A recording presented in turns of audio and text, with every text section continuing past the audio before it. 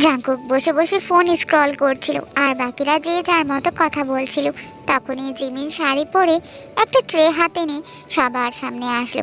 তার পেছনে দুজন কাজের মহিলাও আছে, তাদের হাতে শরবত, চা আর নাস্তা। জিমিন সবকিছু টি টেবিলের উপর রেখে এক এক করে সবাইকে দিতে লাগলো। এক পর্যায়ে জাঙ্কুকের দিকে এক গ্লাস শরবত এগিয়ে দিয়ে বলল, এটা নাও। জিমিনের কণ্ঠ শুনে জাঙ্কুক ভ্রুকুচকে জিমিনের দিকে তাকায়, তারপর সামনে এগিয়ে দেওয়া শরবতের দিকে তাকায়। জাঙ্কুক কিছুই বুঝতে পারছে না। জিমিনের হাত থেকে গ্লাসটা নিয়ে একটা চুমুক দিয়ে গ্লাসটা আবারও টেবিলের উপর রেখে দিল। বোন হিসেবে জিমিনকে জাঙ্কুক বেশ স্নেহ করে, সেই হিসেবে বেশি একটা গায়ে মাখলো না। খাওয়া দাওয়া শেষে জিন তখনই জিমিনের মাকে বলে বসলো, জিমিনকে আমাদের খুব পছন্দ হয়েছে। আমরা আমাদের ছেলে জেকের জন্য তোমার মেয়েকে চাইছি। তোমার মতামত কি? কথাটা শোনা মাত্র জাঙ্কুক অবাক চোখে তার মায়ের দিকে তাকায়। তার যেন এখনো বিশ্বাসই হচ্ছে না। বারবার মনে হচ্ছে সে ভুল শুনছে। জাঙ্কুকের সাথে সাথে রোজ আর সুগাও ভীষণ অবাক হয়ে গেল। সুগা তো একবার জিমিনের দিকে তাকাচ্ছে, তো আরেকবার বাকি সবার দিকে তাকাচ্ছে। তার আগে কিছুটা সন্দেহ হয়েছিল, কিন্তু তার সন্দেহ যেভাবে সত্যি হয়ে যাবে সে তো ভাবতেও পারেনি। জিমিনের মা হাসি মুখে জিনকে বলল, ভাবি, এটা তো আমার মেয়ের সৌভাগ্য যে তোমার মতো শাশুড়ি আর জেকে বাবার মতো স্বামী পাবে। আমাদের কোনো আপত্তি নেই। জাঙ্কুক একবার জিমিনের দিকে তাকালো। জিমিন মাথা নিচু করে বসে আছে, সেই সাথে লজ্জাও পাচ্ছে, যার মানে জিমিন এই বিয়েতে রাজি আছে। তখনই নামজুন বলল, শুভ কাজে দেরি করতে নেই, তাহলে দিন তারিখ ঠিক করা যাক, কি বলো সবাই? সবাই সম্মতি জানালো। তখনই হঠাৎ করে জাঙ্কুক বসা থেকে উঠে দাঁড়িয়ে নিজের রুমের উদ্দেশ্যে হাঁটা ধরল। তখনই জিন বলে বসলো, এই যে কে, কোথায় যাচ্ছিস? এখানে গুরুত্বপূর্ণ কথা হচ্ছে, তুই এভাবে উঠে গেলি কেন? জাঙ্কুক একটা শ্বাস ফেলে তার মায়ের দিকে তাকিয়ে বলল, আমার এখানে থাকা না থাকা তো সমান কথা মা, আমাকে কেন ডেকে আনলে সেটাই তো বুঝতে পারছি না।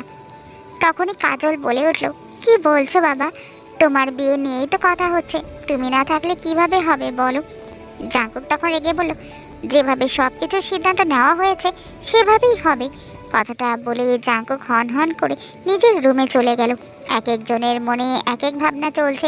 তখনই তার দাদু বলে উঠল, দাদু ভাই হয়তো লজ্জা পেয়েছে, তোমরা একটা ভালো দিন দেখে যত তাড়াতাড়ি সম্ভব বিয়ের দিন তারিখ ঠিক করো। দাদুর কথায় সবাই সম্মতি জানিয়ে বাকিরা দিন তারিখ ঠিক করতে লাগলো। জিন খানিকক্ষণ চুপ থেকে মনে মনেই বলে উঠল, যত তাড়াতাড়ি সম্ভব এই বিয়েটা সম্পন্ন করতে হবে। এদিকে জাঙ্কুক রুমে এসে রাগে গজগজ করছে। স্বভাবতই রাগ নিয়ন্ত্রণের জন্য এটা সেটা ছোড়াছুড়ি করতে লাগলো। তার রুম সাউন্ড প্রুফ হওয়ায় সেই আওয়াজ রুমের দেয়াল ভেদ করে বাইরে গেল না। জাঙ্কুক খাটের উপরে থাকা বালিশও ছুঁড়ে ফেলে দিল। জাঙ্কুক ফোনটা ছুঁড়ে ফেলতে যাবে, তার আগে তার একটা কল আসলো।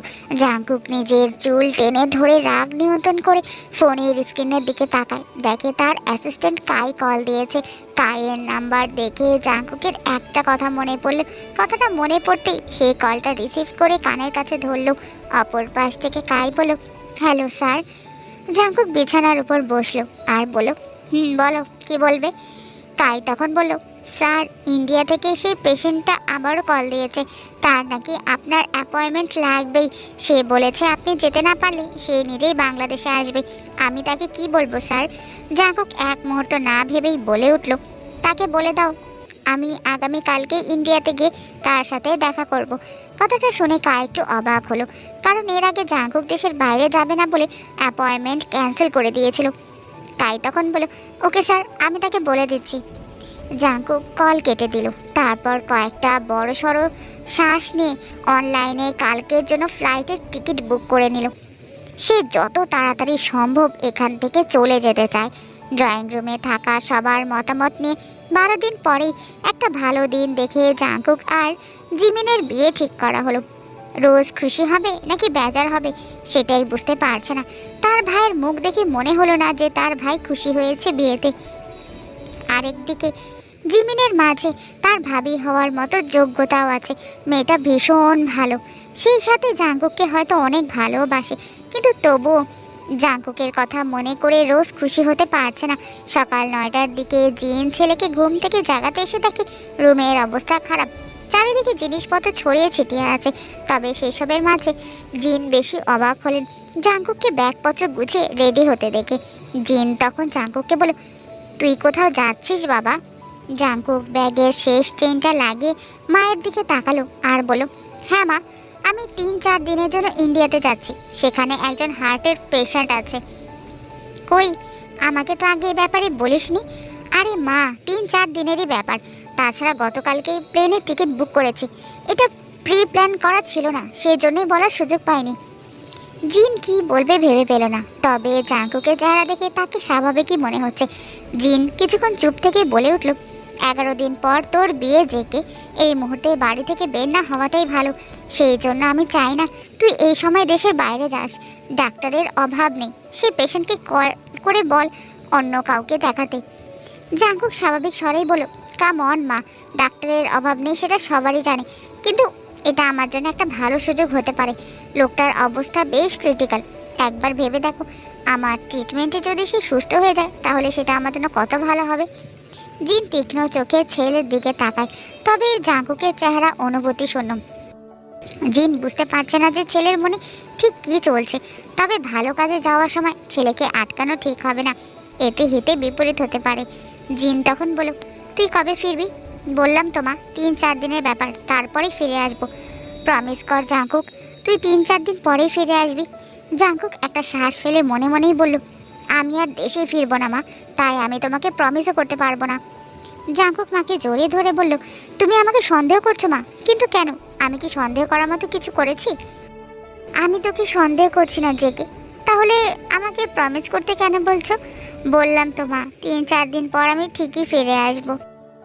জিনের মনটা কেমন যেন ছটপট করছে, তার কলিজা যেন কেঁপে উঠল ছেলের কথাগুলো শুনে। জিন ছেলের হাত জড়িয়ে ধরে বলে উঠল, তুই যাস না বাবা। জাঙ্কুক তখন বলল, ওফো মা, বাচ্চামো করছো কেন?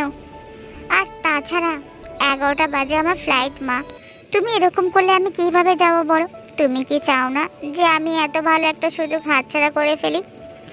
জিন জাঙ্কুকের হাত ছেড়ে দাঁড়ালো, তারপর ছেলের কাঁধে হাত বুলিয়ে দিল।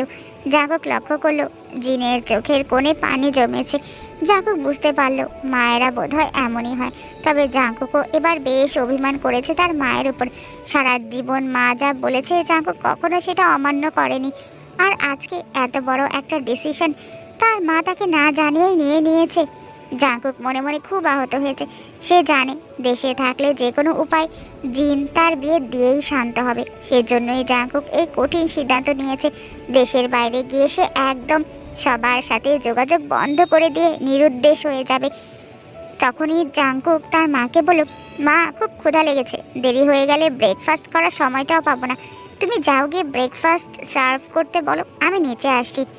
জিন নিজেকে সামলে নিচে আসলো, তারপর একজন সার্ভেন্টকে ডেকে জাঙ্কুকের রুম পরিষ্কার করতে পাঠালো, আরেকজনকে ব্রেকফাস্ট সার্ভ করতে বলল। জিন জাঙ্কুকের রুমের অবস্থা দেখে মনে মনে বেশ চিন্তিত হলো, যদিও জাঙ্কুক মাঝে মাঝে ঘরের জিনিসপত্র সব এলোমেলো করে রাখে। 19 থেকে 20 হলেই সামনে যা পায় সেটাই ছুঁড়ে মারে, এসব তার ব্যাড হ্যাবিট। জিন তখন ভাবলো, ধুর কী সব ভাবছি আমি, জাঙ্কুকের মন মেজাজ অনেক কারণে খারাপ হতে পারে, আমার ছেলে সেরকম নয় যে আমার সিদ্ধান্তে দ্বিমত পোষণ করবে। নিজেকে সান্ত্বনা দিয়ে জিন জাঙ্কুকের জন্য খাবার বেড়ে দিল। জাঙ্কুক একদম রেডি হয়ে নিচে নামলো, তারপর ব্রেকফাস্ট করে সবার থেকে বিদায় নিয়ে বাড়ি থেকে বেরিয়ে গেল। 5 দিন কেটে গেছে, জাঙ্কুক সেই যে গিয়েছে তারপর থেকে আর কারোর সাথে কোনো প্রকার যোগাযোগ রাখেনি। আদৌ সুস্থ আছে কিনা সেটাও সবার অজানা। ছেলের চিন্তায় চিন্তায় জিন অসুস্থ হয়ে গেছে।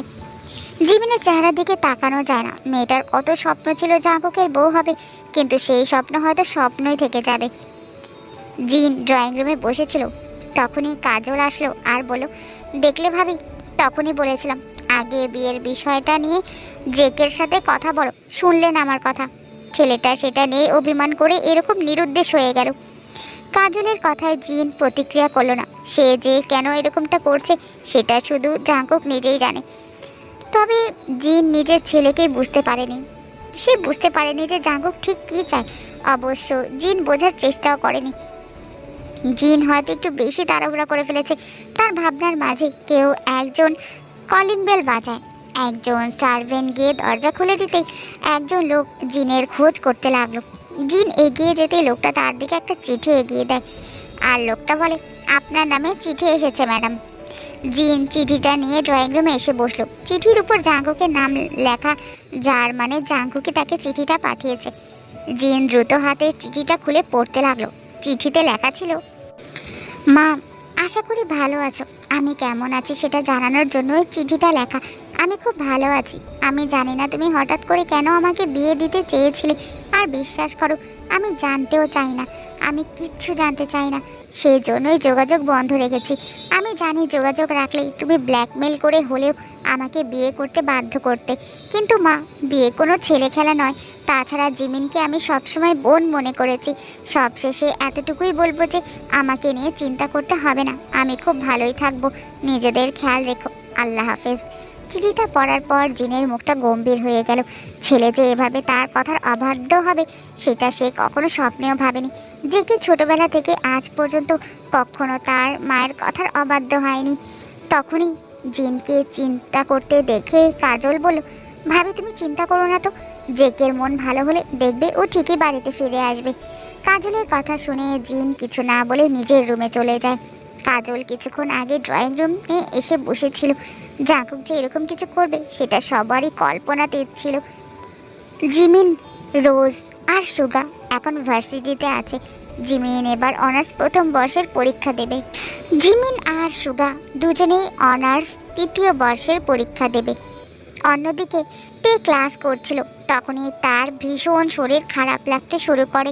দুপুরের লাঞ্চ ব্রেকের সময়তে হঠাৎ করে বসে থাকা অবস্থাতেই জ্ঞান হারিয়ে ফেলে। তের বান্ধবী ন্যান্সি গিয়ে স্যার ম্যাডামকে ঘটনাটা জানালেই তেকে তারা স্কুলের ডক্টরের কাছে নিয়ে যায়। তারপর তের বাবা মাকে কল করে ঘটনাটা জানিয়ে দেয়। তের বাবা মা স্কুলের ডক্টরের সামনে বসে আছে। তের জ্ঞান ফিরেছে, কিন্তু শরীর প্রচণ্ড পরিমাণে খারাপ লাগছে।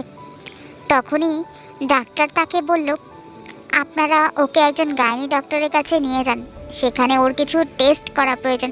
অবস্থা যেহেতু বেশি খারাপ সেহেতু অপেক্ষা করাটা ঠিক হবে না।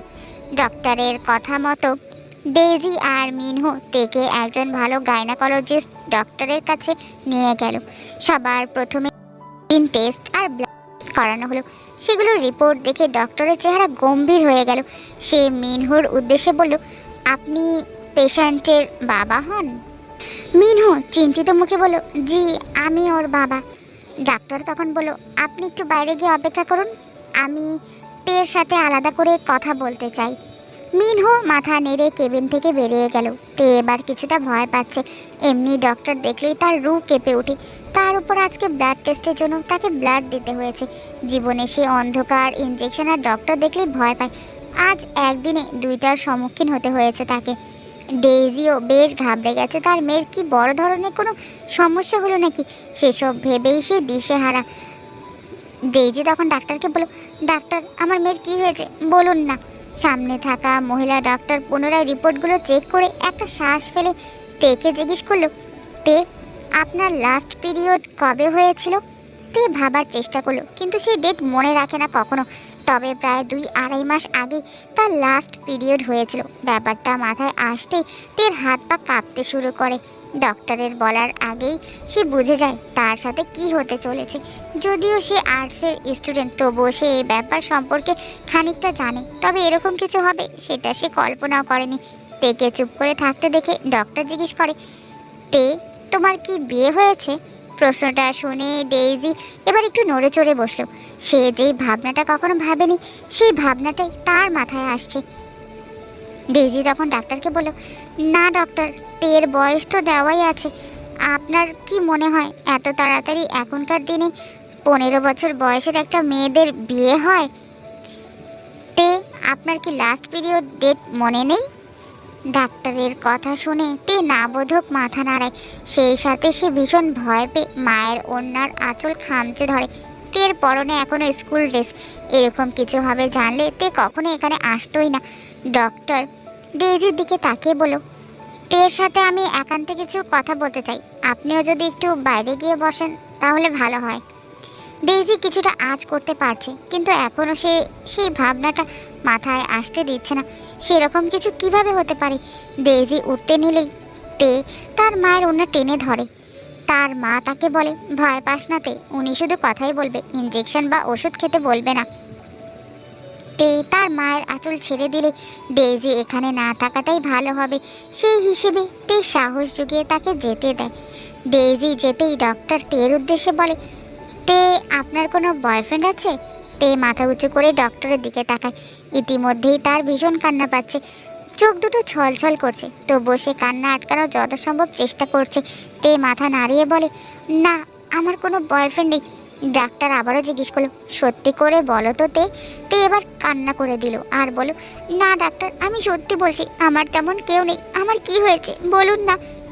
ডাক্তার তখন বলল, রিপোর্ট বলছে তুমি প্রেগনেন্ট, তুমি মা হতে চলেছ।